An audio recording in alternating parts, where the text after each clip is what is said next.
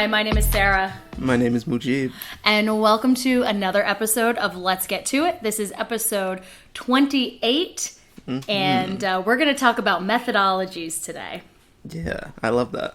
Right? Teaching methods, teaching practices, and this is where we can really nerd out on a few things too, if we want to. Definitely.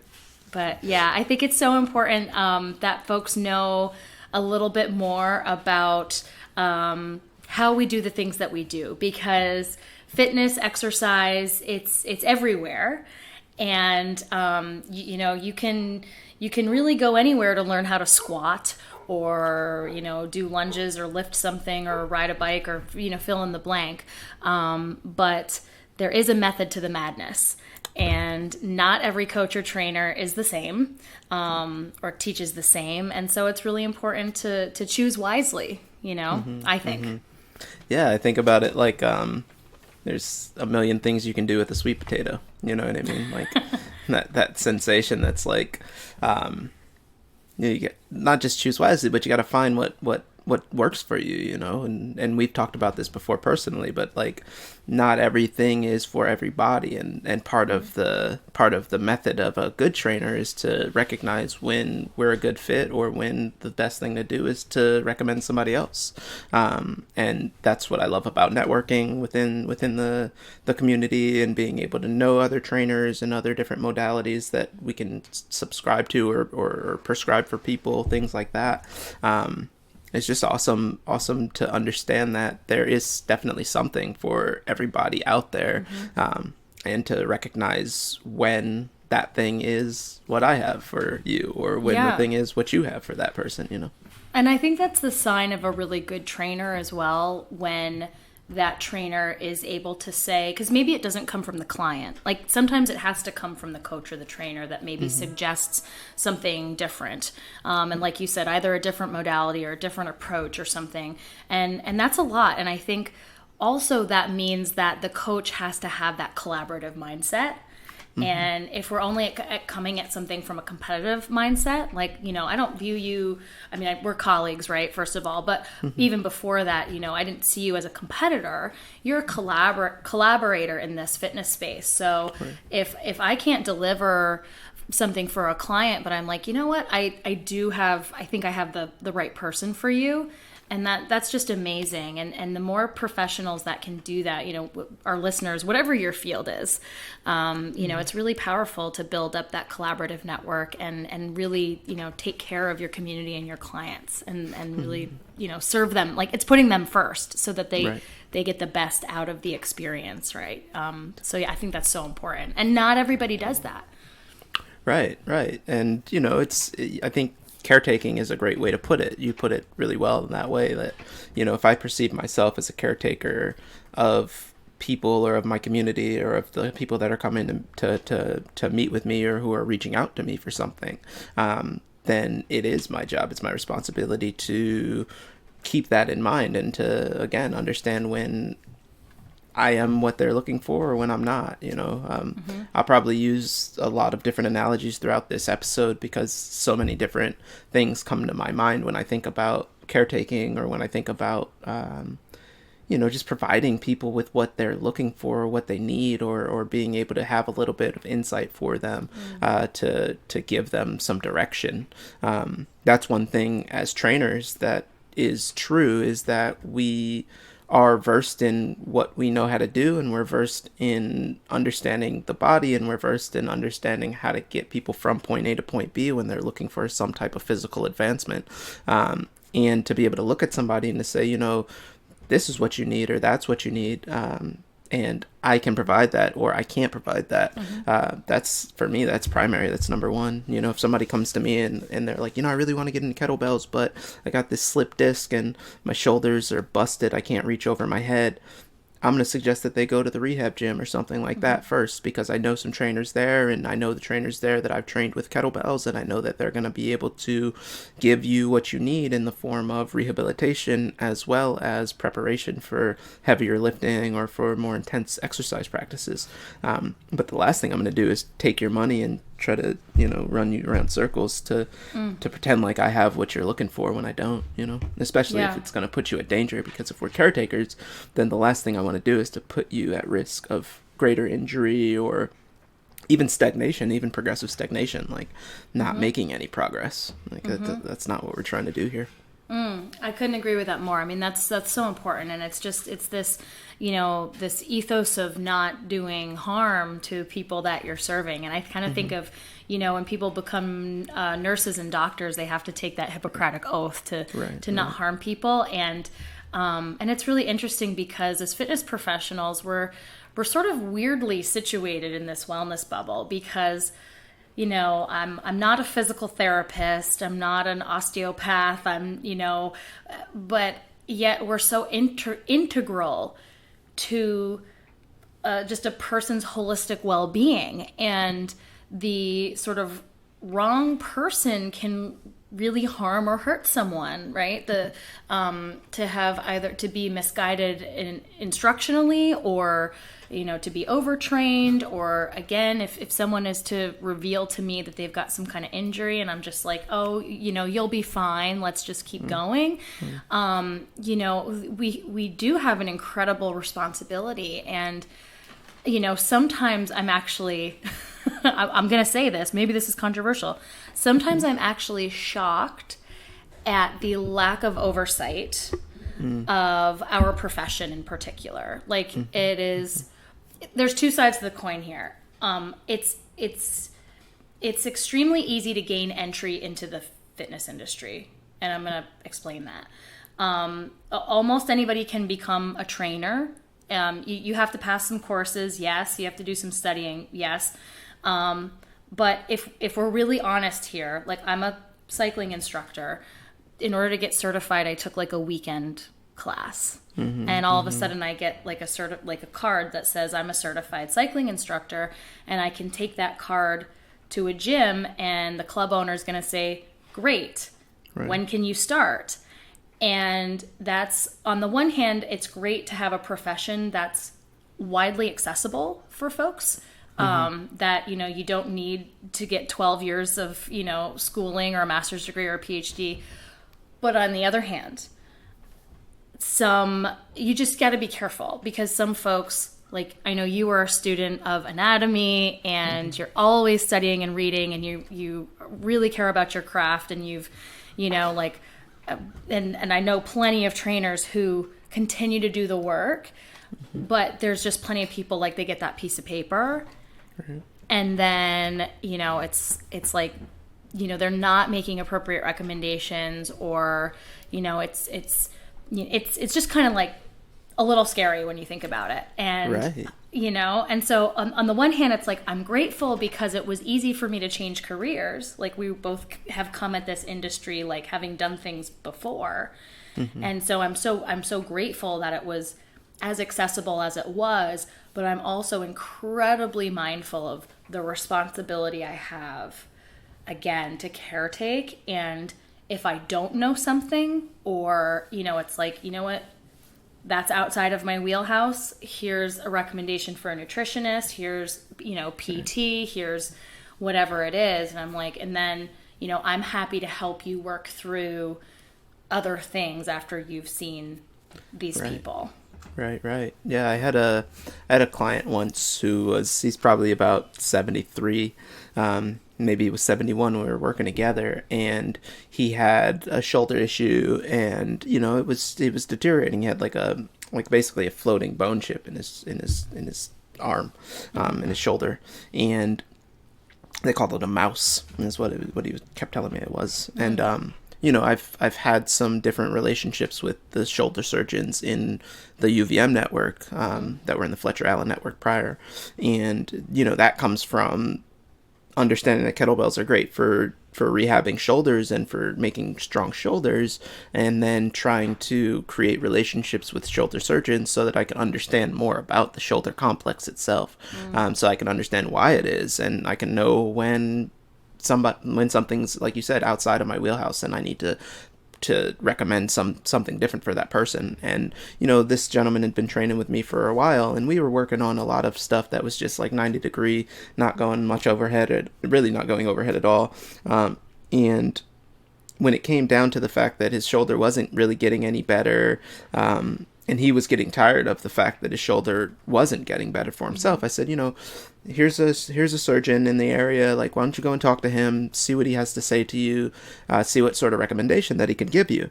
And, he had gone around to some different, like, stem cell organization and things like that, people that were trying to give him injections and stuff. Mm-hmm. And he finally went to the shoulder surgeon.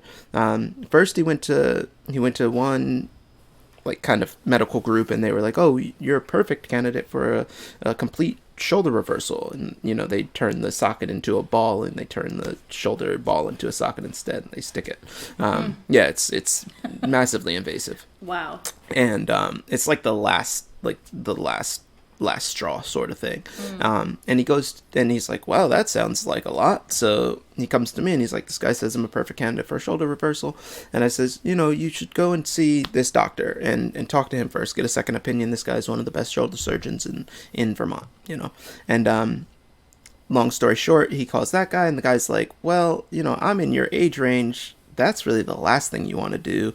Let's see what we can do for you. And he gives the guy a great surgery, and goes in there, cleans his socket up, gets the little mouse out there, like the piece of bone out of his shoulder. And when he's done with the rehabbing process, or actually he's just done with the recovery process, he's out of the sling, he's ready to get back to work, he comes to see me, and I says, okay, well, let's take you through like a kind of another intro session so I can assess you. And in the assessment, I said, nah, man, like, you're not to the point yet where you can work with me again, because the things that I would have you do, he was to the point where he had like a range of motion again, but his range of motion wasn't where it could be. So I said, if I start working with you where you are, all I'm going to do is strengthen your dysfunction. I need somebody to get you into better function so that we can actually work together. So I have a relationship with the rehab gym here, which is a facility in Vermont, for people that are listening or from outside of the state. And they have a number of locations and great physical therapists that work right with their trainers and athletic trainers. And I've worked with some of their trainers on kettlebell training specifically. So I recommended that he go and see one, and I put them together, and he went and saw that trainer. And, I think he's still working with that trainer today. He came back and he started working with me for a while before the pandemic. And, like I would coordinate with the trainer who I recommended that he work with. And again, together as a network, we were able to get this gentleman what he needed. That's the most important thing, is getting somebody what they need. And as a professional, having enough of a network to be able to do that for people, especially if we're not already working within the setting that has physical therapists or athletic trainers right in the same setting. Right. Literally, I was hanging on the sentence, I'm going to strengthen your dysfunction. I think that's actually so powerful and important for a professional to recognize that sometimes the best thing that you can do is say, like, no. Right. I'm going to send you here because I just love that, and why this is so important too, and building that network and working collaboratively, and what is maybe different about your local fitness scene is that at least in our context, I don't look at a client and just see dollar signs. Right. Like I'm not looking, I'm not just like, okay, great, another membership, another body in the door, whatever, I think for both of us, and one of the reasons that we get along and we do share a lot of the same philosophy, is that this notion of caretaking. Like, I actually care. I know I don't specifically do one-on-one training like you do. I'm in a larger group setting, but I am super proud of the fact that I know the people coming through the door and their names, and if we do develop more of a relationship where it's more like the client wants to share, and I start to learn more about, what's going on in their lives. And, you that's community. Like that's, you know, you get to know these people, you live side by side. So of course it's like, no, I don't, you know, I'm going to send you out here so that you can come back to me and you can work with me later so that I don't, you know, screw something up for you, because I don't want that. And yeah, I think that's just, that to me is just so key. The idea that, and it takes a lot to say like, yo, I'm gonna strengthen your dysfunction, and we don't want that. You've got to, you know, let's take it back and build you back up the right way, so that we're not doing harm. And I have this like, literally, I need to like etch it on the wall or something. The do no harm, you know, because it's just so important. Like, whether it's from an injury perspective, or for me personally, you know, I talk a lot about eating disorders and things like that, and so I also feel like my work is trying to do no harm in that arena as well. You know, not create a harmful situation for folks, or how I like to call it is, you know, having an exercise space with as few triggers as possible, like triggering events or words as possible, you know, because we just don't, you know, a physical injury is one thing, but there's also the mental state of our clients. And there are the sort of the unseen things, you know, when you don't know what's really going on with somebody. And that's where that kind of care and compassion is so important as well, because the language of your teaching matters. And I wanted to talk about that a little bit too. Definitely. Right? So it's not just the like, okay, cool, like we've identified, you know, this particular injury, but it's sort of like the unseen that we don't know, and how your language is so powerful. Right. For me, just a little insight on that.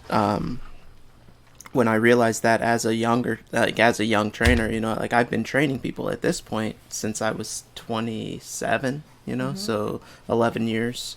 And when I was just starting out, one of the things that I realized very early on was around shuttle runs, you know, and how like oftentimes they're called suicides, you know what I mean? And just realizing that language, very triggering. I don't know who's in my group class. I don't know the full history of anybody who I'm working with, like their family history or anything like that, or their own personal mental state.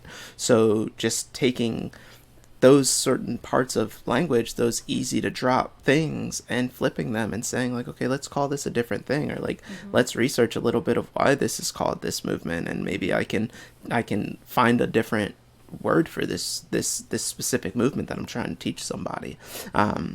And that was just a very small thing, and not that I even ever said it to somebody and I watched their face change, or I never said it to somebody and I like got like a tearing response or anything like that.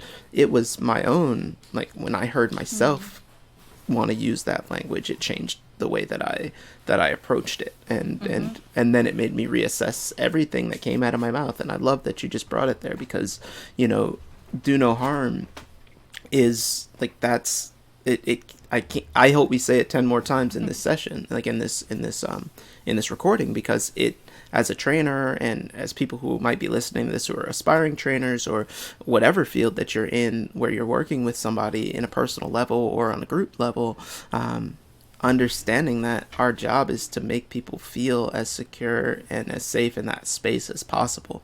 And you referred to injury, and then you referred to this mental state, and that's just the truth. Like, if I am a caretaker, then my job is to carefully orchestrate this scenario that we're going through right now. And you know, can't stress it enough, and especially because language is always changing. Like, people are always identifying in a new way. We're always learning more about each other and community and society, and so we can't, nothing is static. We can't stop in one space and say like, okay, I'm not gonna read any more about what's happening in the world. I have to constantly be interacting with my friends and my loved ones who are in certain situations, or reading about certain scenarios, and trying to always bring my mind back into the space that I need to be able to speak everybody's language for the most part. You know, like there's certain things where, you know, I'm not going to train somebody who loves hate speech or something like that. Right. Like I'm not going to demean somebody if that's what they say that they need. Again, if somebody's like, I need a demeaning trainer, then I'm probably going to try to recommend you find somebody different, because I myself, in my space and in my sacred space that is my training space, am not trying to bring that demeaning energy in, because that energy is going to linger when you leave. I was just an asshole to Mary, and now I'm going to be a nice guy to Sarah. Like, it doesn't work that way. So again, just understanding language and being able to navigate that. And in the forefront, like with forethought, more than reacting to somebody's face change or something like that. Yeah. And what I think of it, and I think in both of the spaces that we've cultivated, is this idea of compassionate coaching. That's kind of what I've been calling it, to give it a name. And the idea, there's sort of this sort of mainstream thinking, the whole no pain, no gain. Like that fitness has to hurt, and it wasn't a good workout if you didn't feel like puking at the end, or that you were really like pushing every extreme. I'm in a box. Having fun with that one. And I'm certainly, I absolutely subscribed to that for a while. I absolutely fell victim to that, like, bandwagon, that it's just like, yeah, we're here to push, we're here to, we're here to work, and realizing how unsustainable that is, how unhealthy that is. It's not only not productive, it's counterproductive. Right. And we talk about it all the time, because I train with you in your studio about this amazing graduated approach that feels like an invitation to get stronger, which I love. And in a way, I think we, I'm kind of speaking for both of us, but I think we both align on this. Like, I want my clients to look forward to coming to my space. I want ideally, I want them to say, like, you know what, going to that class, that was the best part of my day. Not saying like, oh, this is the worst, and that's just, certainly we experienced at the studio, a lot of folks when they would come in, maybe it took a lot to get there, because, you're having a bad day, maybe you're getting hangry, or just, things, just life. And you're like, I could think of 5,000 other things I might want to do. And, motivation isn't always there. And so I'm not going to try to tell somebody, like, you're always going to want to show up for that workout, because that's just not true. But the hope is that if you can get yourself through the door, like if you can get over that, that whether you're leaving North Country Kettlebells or you're leaving Rev, that like your day got so much better. Like you said yes, you walked through the door, you did the session, and you're like, oh, thank God I did that. Like, I'm so glad I did that. And that's the ideal. And that you didn't necessarily have to punish people. Like, you didn't make people feel crappy about it. You didn't push them to extremes. You weren't saying like, the thing that I've had trainers do this, I've walked into a one-on-one training situation where the first thing I got asked was, what did you have to eat?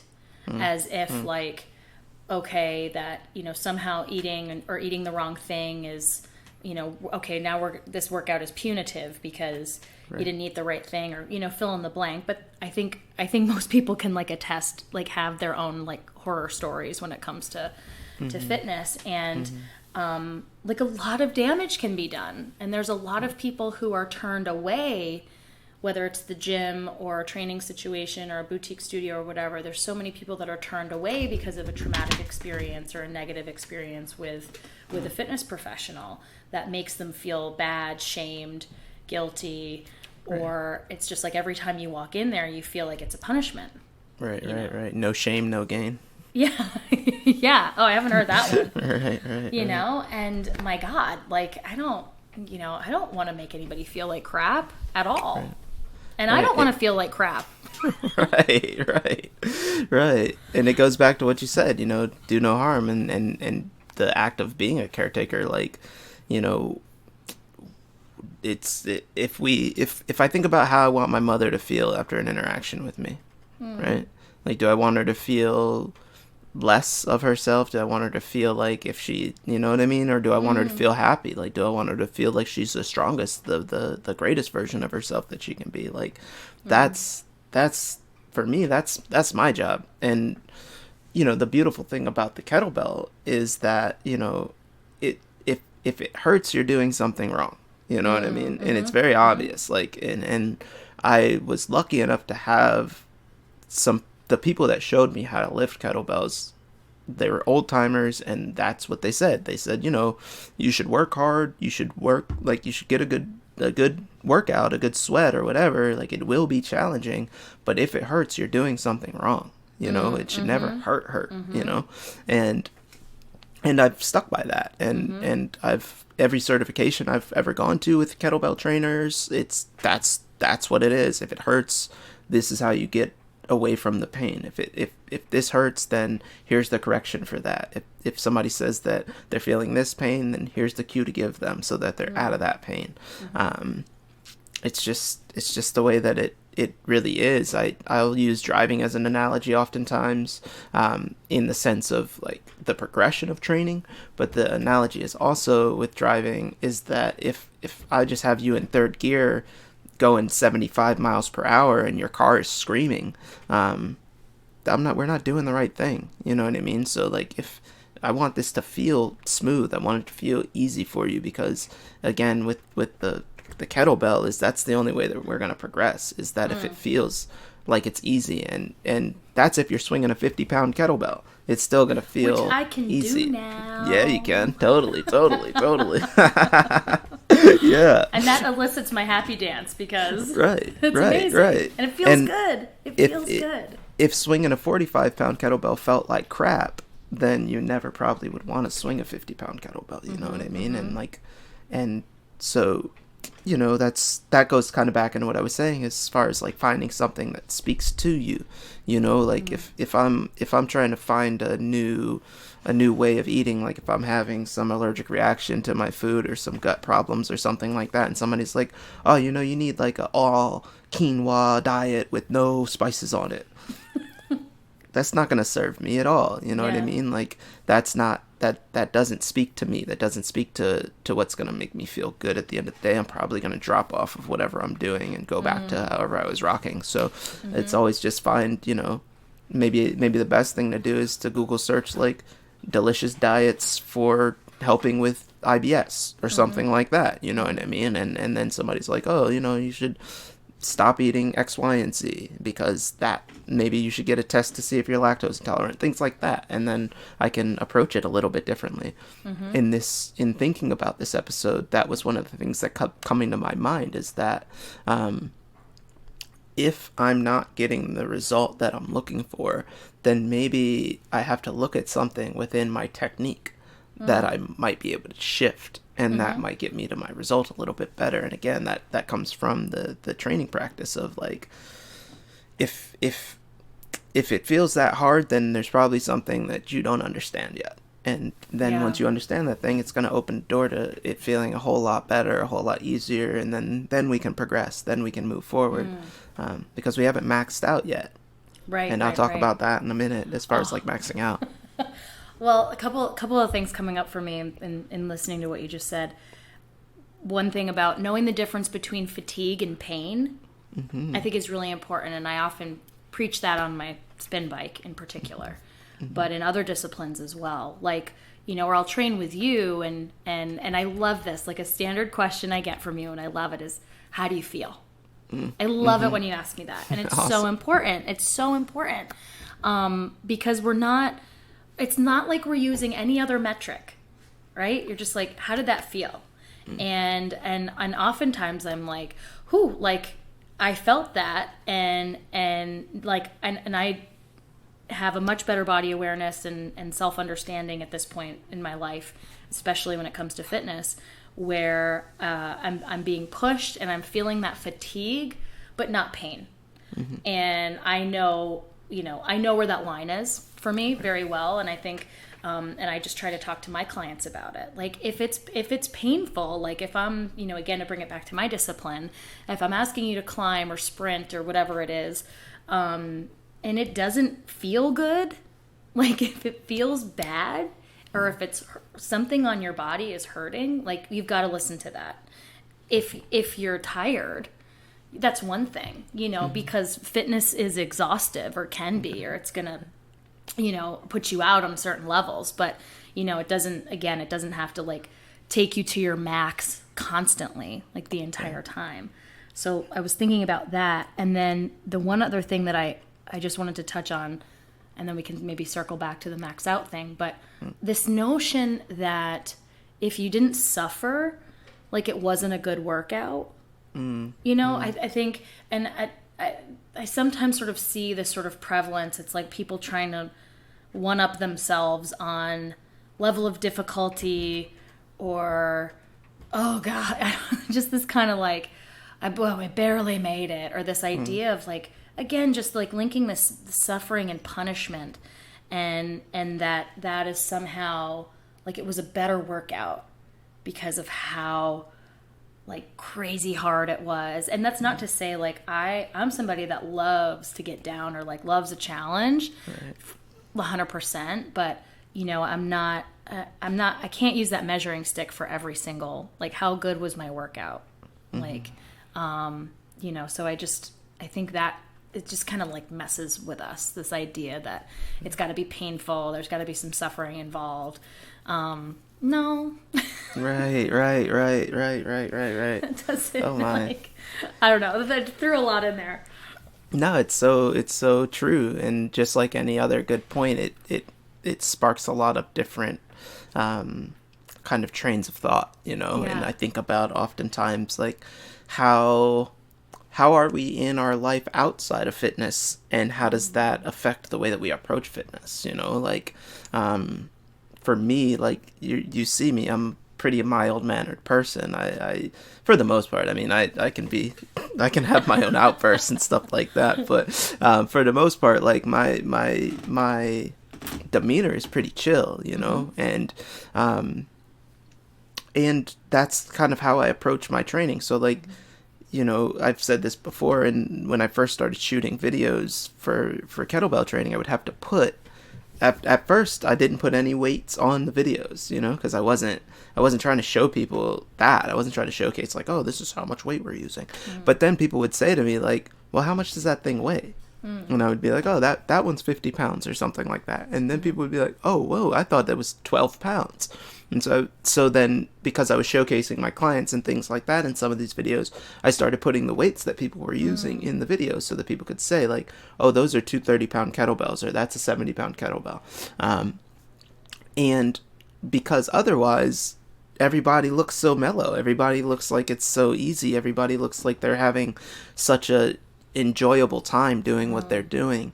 And so people think like, oh, you guys must not really be working that hard. And I was also working in a high intensity exercise setting, like at a CrossFit gym.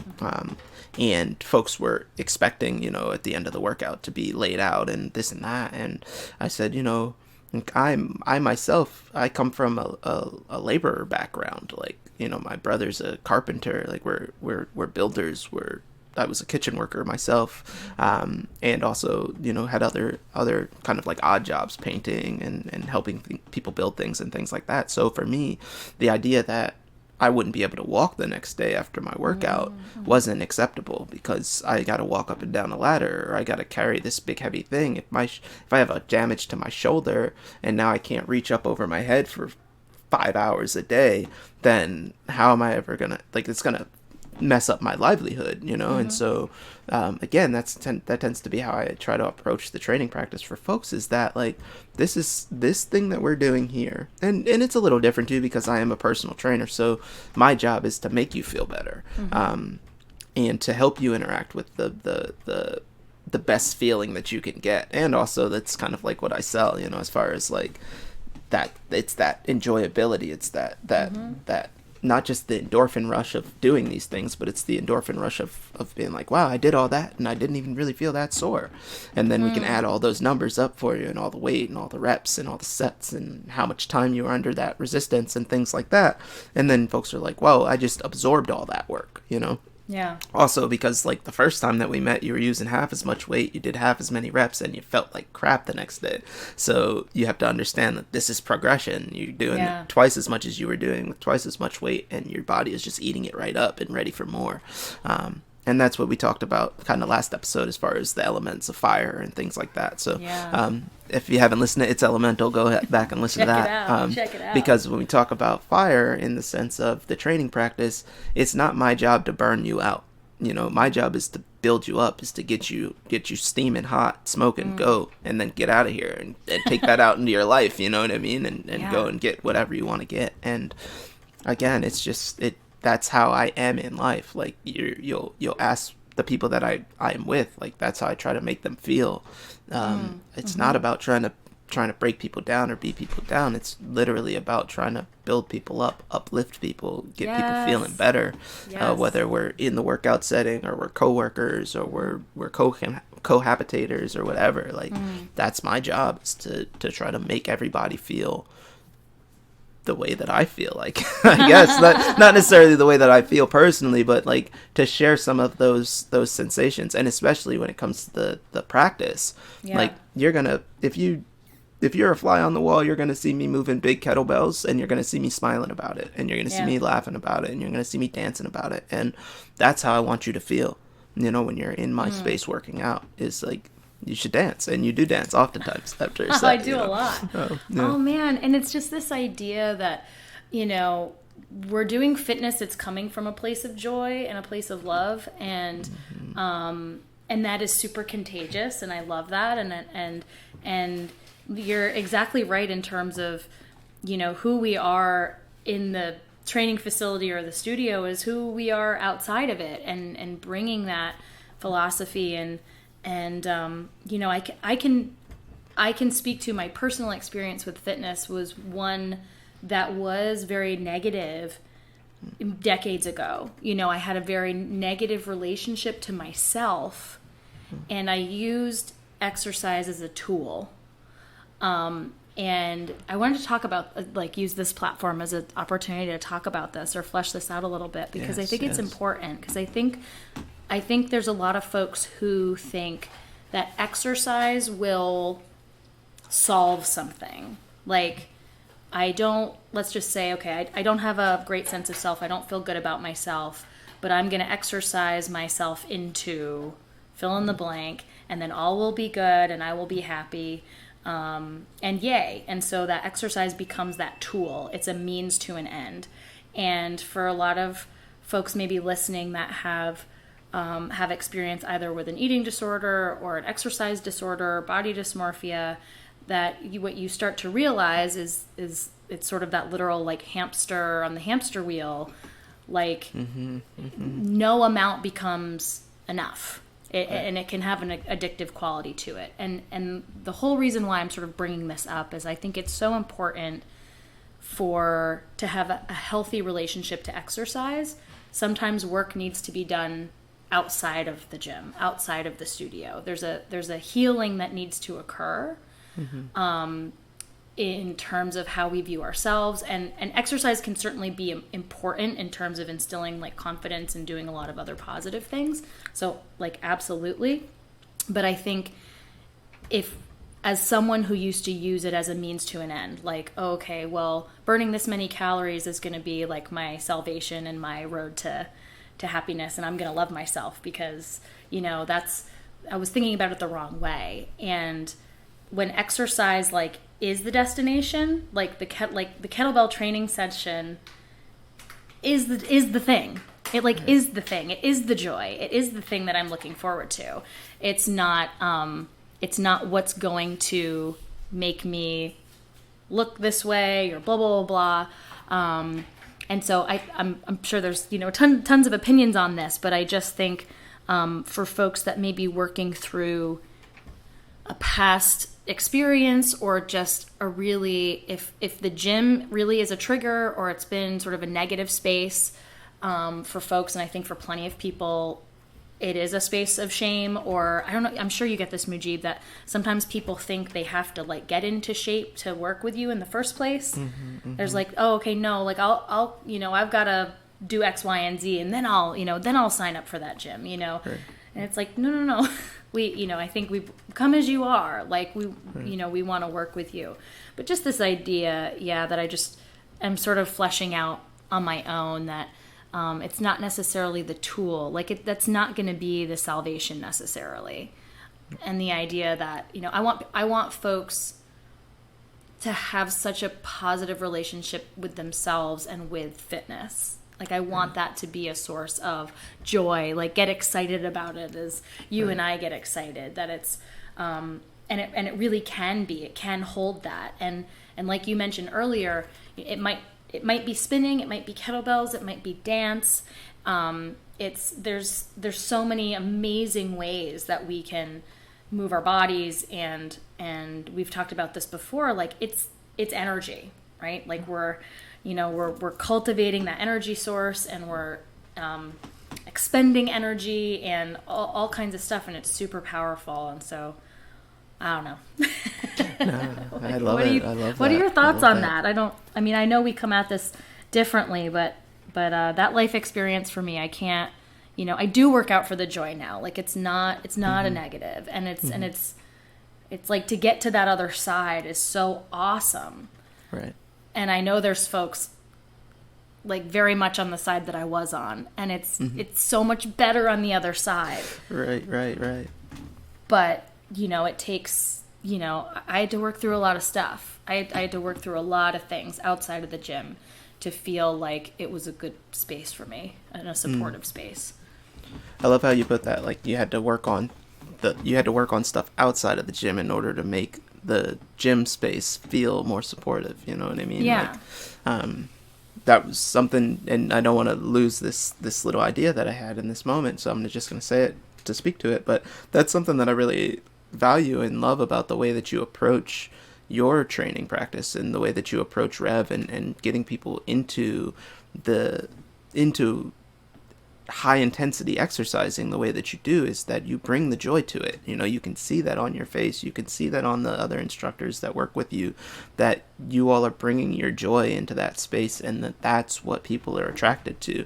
And that's setting the tone. Like you're setting the tone that this is supposed to be a joyous thing. Like you're supposed to be dancing on this bike. Like we're going to turn it up a notch, we're going to stand up, we're going to put the work in, but in putting the work in, that's creating joy. It's not creating this continued cycle of beating you up. Like we're not trying to beat you up, we're trying to build you up, we're trying to uplift you. It's not, and so I just want to speak to that as well, because it really, as somebody who has spent the time like watching you all grow and has spent the time really kind of trying to figure out what it is about what you offer that is so effective and that helps people so much, it really is that you bring that joy to it. And and in hearing you say that, going outside of that space and cultivating that joy in yourself and then bringing that back into your space, it really is just invaluable. Like it brings this incredible, not just financial success or personal success, but like it helps people find the success of what it is that they're looking for by coming through the door in the first place. And that's just, I don't know, I can't say enough about that. Thank you. Yeah, absolutely. It's actually super cool to hear you re-articulate that, and it's actually super helpful, because sometimes sometimes when you're sort of in it and it's like it's your baby or it's your business, people always want to ask you all the time, like, what's your business about? Or like, that you have to be able to articulate what it is you do, your mission, your purpose, all this stuff. And sometimes it's like really nice to sit back and be like, what do you think we do? And actually to hear you say that, my heart is like so happy, because I'm like, yes, that's what we do. Right. Like that is the mission, and again, we can keep circling back to this idea, like, do no harm, that we just want it.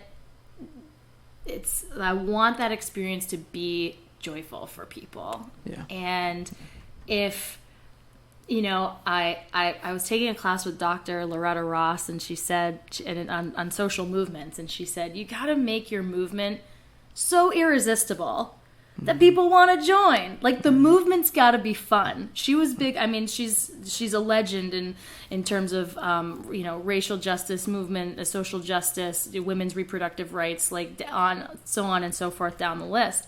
And she was big on, like, the movement's got to be fun. And it just seems, you're kind of like, yeah, I mean, people want to, and not to take away from, like, the seriousness, but she was like, yeah, there's joy in this movement. Right. There's a party in this movement. Right. And that can be extrapolated into so many things, but it's like, yeah, I want you to come to my house and have a good time. Exactly. I, no disrespect to the group House of Pain, but, like, I don't, like, I want it to be a house of joy that you're like, I can't wait to go back. That was so awesome. Right. Like, that made me feel so good. That made me feel so strong, or I feel so empowered. And then that just, it is contagious. Right. And sometimes, like, I got in the habit of, pre-COVID for sure, obviously when I was still holding in-studio classes, I would get in the habit of right after class, I would, when everyone's endorphins are, like, up, I would actually ask people to pay it forward. So people would we'd be stretching, cleaning off bikes, music is still going, or the outro music or the cool down music. And I'm like, take this good feeling that you feel right now and pay it forward. And whether it's buying somebody a coffee, the person in line behind you, again, sort of pre-COVID, or I guess you could do that in the drive-thru, but or whatever it was, or go ahead and send that text message that you're thinking about somebody, or whatever it was. Like, take this feeling of joy and contentment and excitement and pass it on. Yeah. Like, and I love that idea that we, like, can have that effect, that sort of butterfly effect of our energy. And I love, when I'm walking out of North Country Kettlebells, I feel so good. I'm, like, on top of the world, and I'm singing and dancing, and I feel so good. And to me, that's a dream come true, like, that's what I've worked to cultivate, is that exact feeling. And to hear that's your perception of it is just, again, it brings that much joy back to me, which then inspires me to deliver that to people that much more, like, even when I've worked in settings where the purpose was to leave a sweat angel on the ground and, like, almost want to puke, I would still just try to encourage people, like, just try to walk away from it, like, if we think about this like combat, like, the one on the ground is not the one you want to be at the end. You want to be the victorious one standing up over the bar. You know what I mean? Like, the bar doesn't have a brain. The kettlebell doesn't have a brain. It should not win the fight. Like, this is a training practice. This is and again, I come from a modality where I'm working with this tool. Like, that's my training partner is the kettlebell, and it is, its job is to show me what I'm capable of, and its job is to work with me to increase my capability. It's, if I'm sparring with somebody in a boxing ring or something like that, like, and I'm helping them train for a fight, then my job is to help them train for a fight. It's to help them feel better about themselves. It's about, giving them the right challenge so that they have to step up to it, not sucker footing them or something like that. But at the same time, like, I'm there for their benefit. You know what I mean? And that, again, is how we approach the workout, is like the workout is there for my benefit. It's not to degrade me. It's not to show me what I'm not capable of, And what we're, just to kind of circle about to that idea of maxing out, I don't know how many times that I've worked with somebody who in a kettlebell setting now, and we're talking about their other exercise modality, you know, and somebody's like, oh, you know, I'm trying to PR my deadlift and I just can't get above it, like a barbell deadlift. They're like, I just can't get above it. I'm trying to do 2 pounds and I just couldn't pick it up. And I'm like, okay, so how much were you picking up? They're like, okay, let's say it's a 55-year-old woman, and she's like, you know, I was picking up 135. I'm trying to get to 137.5. I'm like, okay, like how many times can you pick up 135? 5 times. Can't pick up 137.5 once? No. Okay, let's go grab a bar real quick. Let's see what's going on. Because I know in my mind, as a person, as a trainer, as an individual, like if you can't make that 2.5 pound jump, it's not strength. It's not your strength. There's something else happening here. And my job as a puzzle maker, you know, like my job is to figure out what's going on. You know, that's why I love my job. I'm a decoder, exactly. Yeah. And so, like, that person might go and get the bar, and this has happened multiple times. That person might go get the bar. We might bring up, you know, 140 pounds worth of plates up, and I say, okay, go ahead and set up. We got 110 pounds on the bar. Like, this is a comfortable weight for you. Set your movement up. Look at them for a second. Oh, bring the bar closer to your legs. Oh my God. Okay, put the 135 on there. Oh my God. Okay, let's put 137.5 on there. Oh my God. And put 145 on the bar. Oh my God. And it's like, yeah, the bar was too far away from your body. How long have you been doing this practice? How many instructors have watched you deadlift? How many pointers have they given you? And nobody ever said, pull the bar closer to your body? Well, then what the fuck was that instructor doing there? And so for me, like, it starts to piss me off in that setting. You know what I mean? Because I'm like, and then I gotta, after the class is over, I gotta go talk to the instructor. Hey, come here for a second. Like, you know, such and such is in my class, and they're telling me that they're not PR and they don't feel good about what they're doing. I need you to watch these people a little closer. Like, make them do what you can do. You know, don't. And I think that that's the thing about fitness, and that's how we approach what we're doing, is that we're trying to spread our joy to other people. Yeah. I'm not trying to impress somebody with what I can do. I'm not trying to show you up. You know, people oftentimes ask me, like, why are you not wearing workout clothes?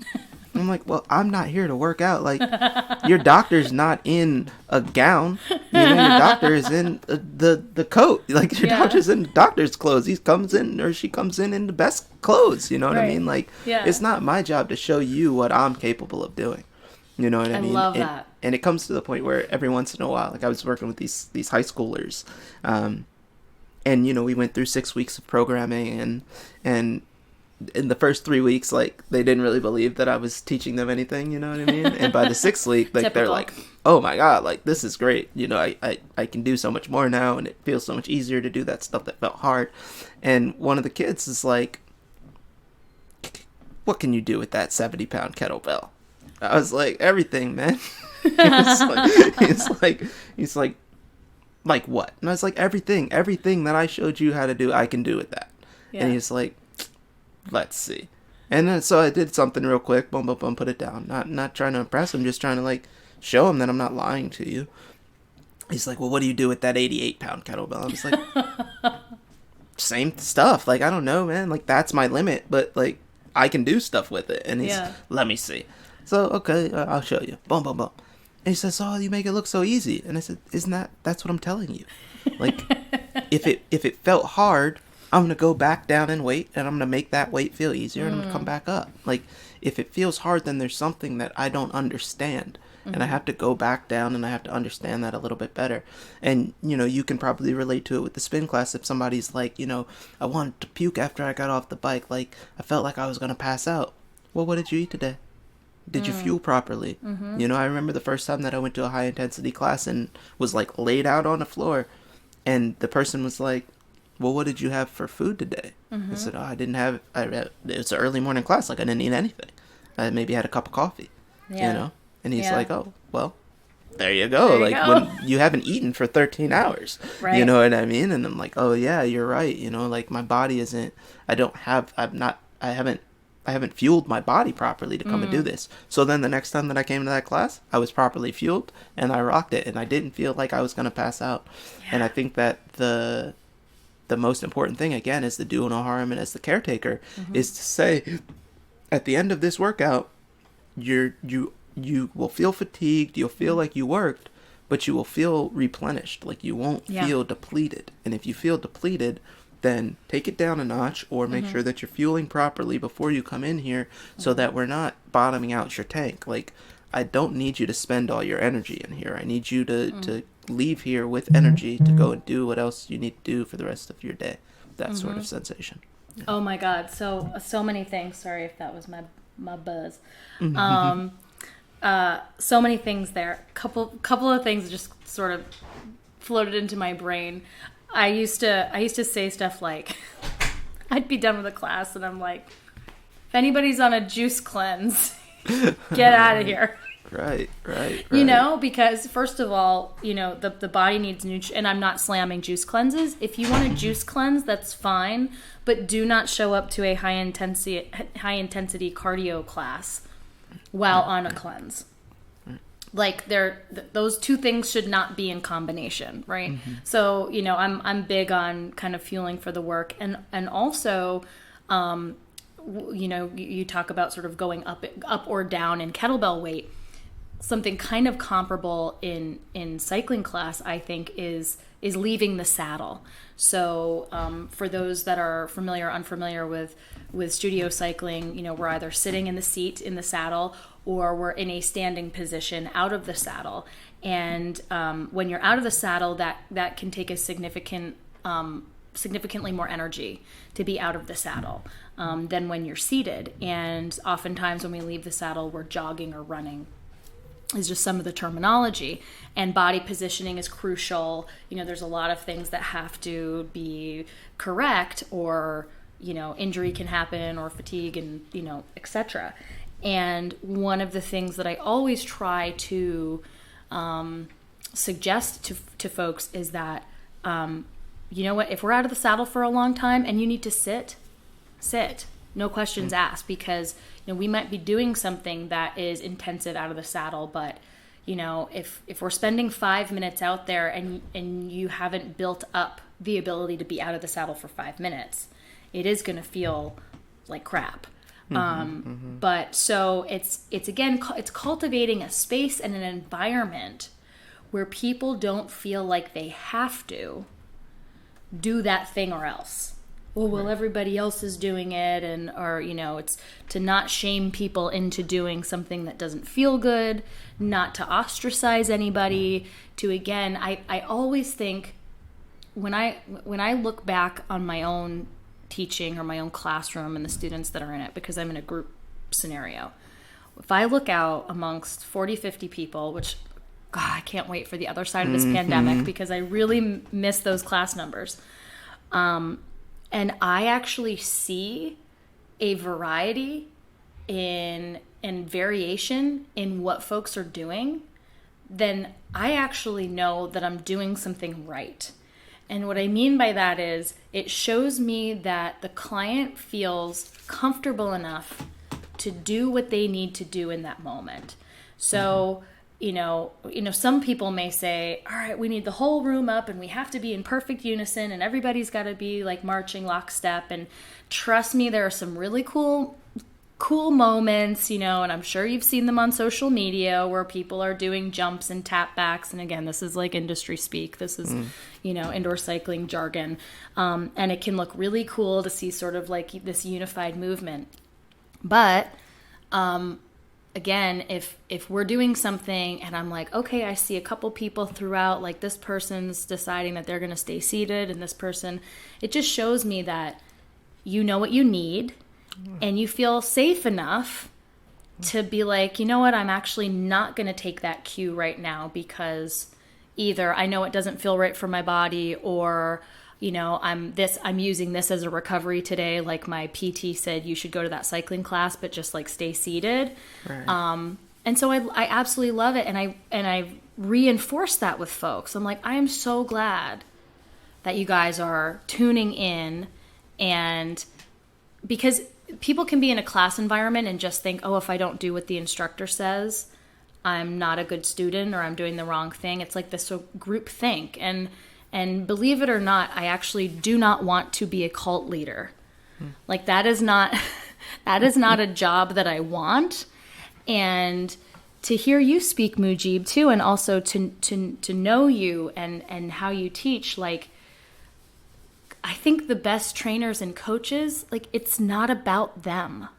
Right. It's not about what I can do. It's not about what you can do. It's having this sort of humility. I know what I can do on a bike. And I do have self-confidence. Like, I know I can waste a bunch of people on a bike. Like, I know that. Right. I don't have to show you that every time. I don't have to prove to you, all the things that I am capable of physically. That's not the point. When I'm hosting a class, when you are part of my classroom, like, it's about you and your experience.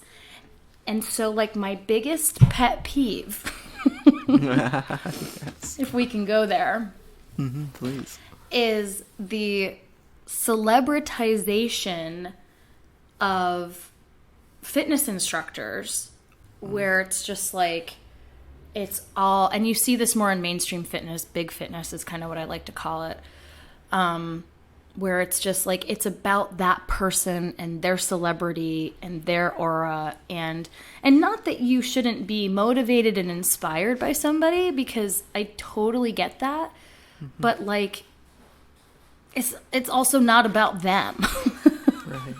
Right. So, like, if I'm going into a space and it's just, if I'm paying you to be my personal trainer, if I go into a session and you can probably feel pretty quickly if you're just there to talk about your accomplishments and show me all, whatever. And actually what I love is usually when you give me a demo, you're picking up a very modest, like, you'll pick up like 15 pounds, and I'm like, I know he can do that with like 6 times the amount of weight, but but again, it's just like, it's not about you showing me that. And and it is kind of, of course, like, the high school kids are going to be like, oh, you prove it, man. Right. Exactly. So I mean, I could totally understand. I can hear that. I could totally get that.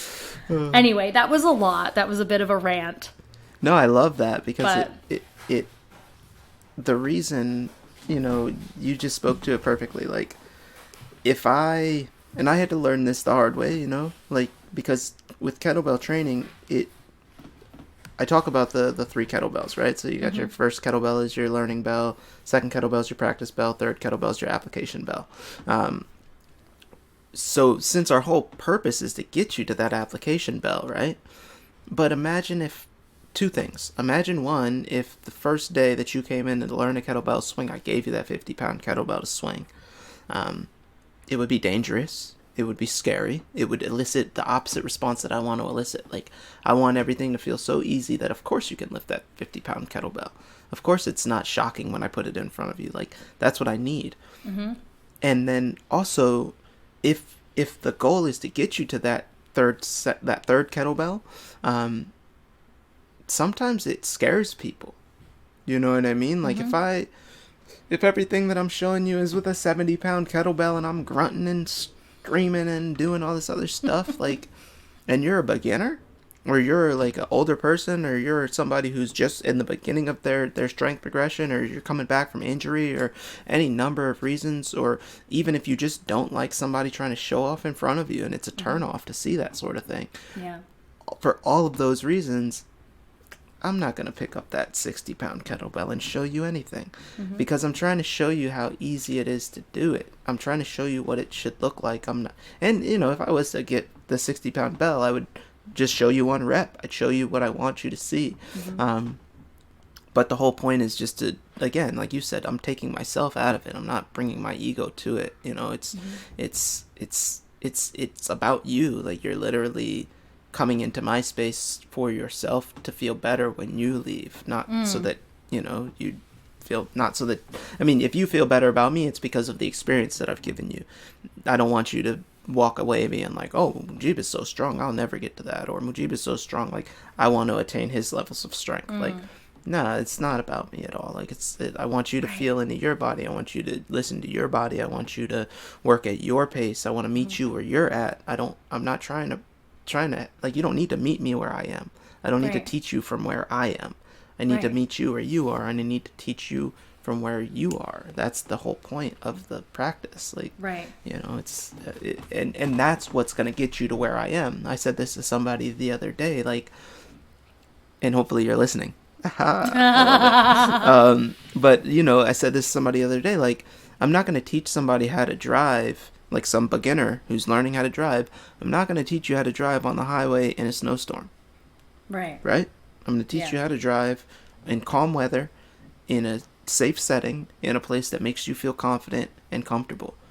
Am I trying to teach you how to drive so that you can drive well in a snowstorm on the highway? Yeah, that's the whole point. Like, that's why I'm showing you what I'm showing you in the first place, is so that you can work with that heaviest weight that you can use, but so that you're successful at that. You know what I mean? So if I can make you feel comfortable with the process, then we can add another element to it. Okay, let's go out onto the road and let's get into some traffic. Now we'll add that other element to it. But there's no point in trying to impress you, quote unquote, right? Like, you're probably already impressed by whatever marketing that you saw or whatever I said to you that made you want to come and see me. I don't need to also, like, show off in front of you. And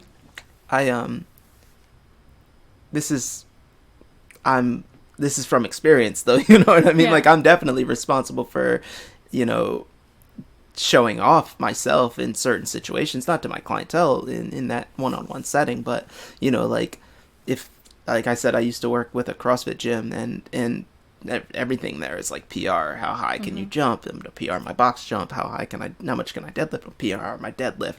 And there was this one instructor there, and he loved me because I would come out of my space, you know, to go and put something away, and I had a little studio in the space, so I'd come out of my North Country Kettlebell studio space, and I'd see, like, 3, like, you know, thick-necked dudes, like, broing it up down by a deadlift or box jump or something, and, you know, I'm coming down there, I'm essentially wearing, like, khakis and loafers, and, like, I walk up, and I'll say, hey, what are you guys doing? Oh, you know, Johnny's about to PR his, you know, box jump.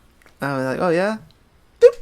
Jump up on the box or something, or Johnny's about to PR his deadlift, and I'll be like, oh yeah, pick up the deadlift real quick, and then just walk off. But you know, that made Johnny feel like shit. You know what I mean? And that's not my job. Like, that's my ego speaking. You know, that's me showing off. That's me knowing that this other instructor loves it when I do shit like that. So I'm gonna do it.